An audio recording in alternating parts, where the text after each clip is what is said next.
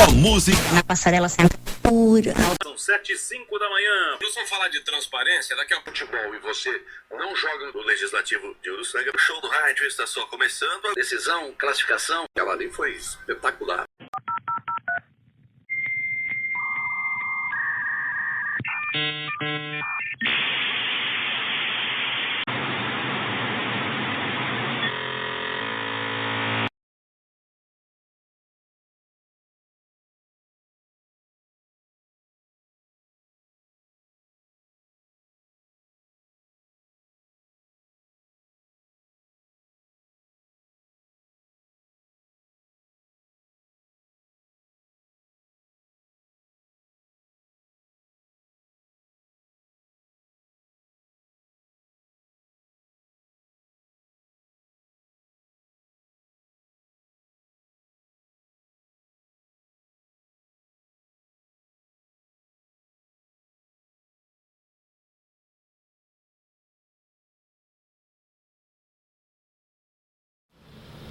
Em 1946, o que era um banhado virou praça e, mais do que isso, palco de uma das maiores manifestações religiosas do sul do país.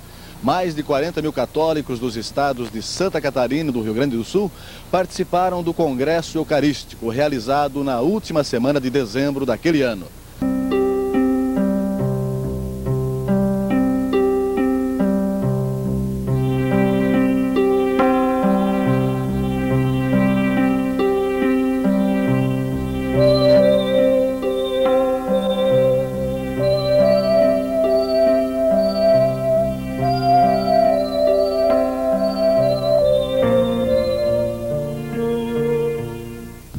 O Monsenhor Agenor Neves Marques foi uma das figuras de destaque na organização do Congresso Eucarístico. Agora, por que Criciúma, Padre Agenor?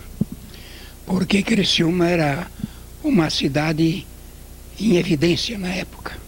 Evidência política, evidência operária e evidência de grandes esperanças de futuro.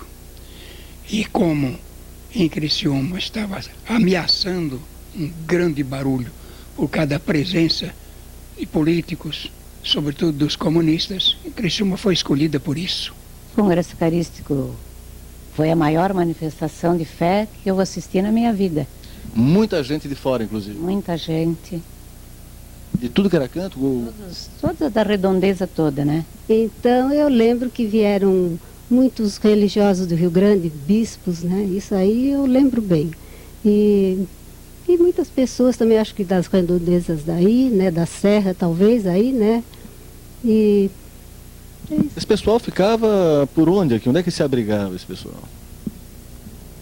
Olha, eu não recordo bem, mas eu tenho a impressão que muitas famílias acolheram os visitantes. Segunda polêmica também, que foi entre o senhor, jovem padre Agenor na época, e o arcebispo metropolitano Dom Joaquim de Oliveira.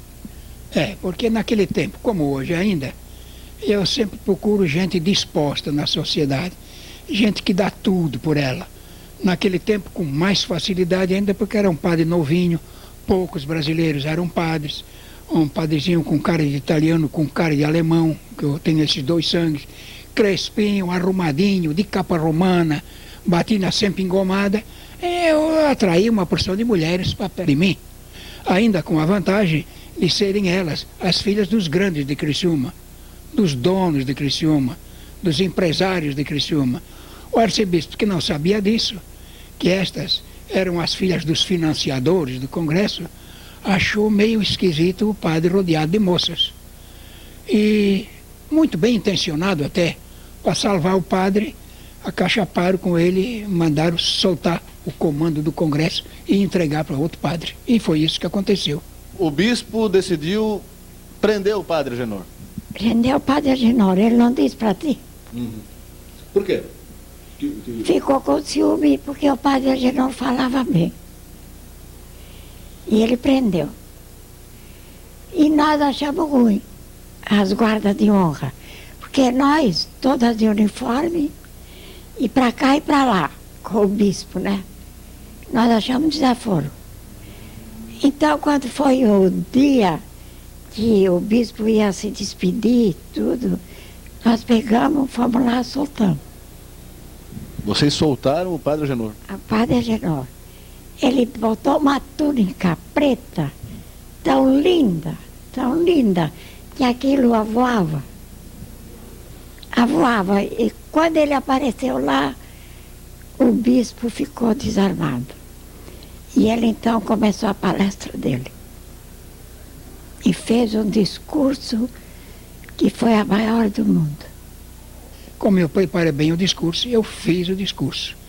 E o título do discurso, como era naquele tempo costume, puxar pelo latim. Então eu puxei pela Bíblia, puxei pelo um profeta e dei o título do discurso de Custos quid de nocte, que em brasileiro quer dizer guarda, sentinela, o que aconteceu nesta noite. E aí eu desembuchei o discurso.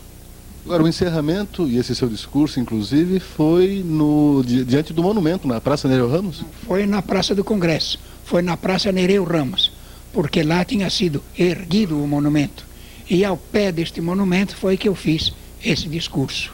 Para um evento dessa magnitude, não deveria estar sendo lembrado neste ano, que é o ano do seu cinquentenário, padre Agenor? Ah, devia. Uma coisa se guardou do Congresso e ninguém teve coragem de mudar o nome. Lá onde era aquele banhado imenso e que foi aterrado por todas as companhias de carvão daquela época, com pirita, se chamou a Praça do Congresso. E esse nome ficou até hoje.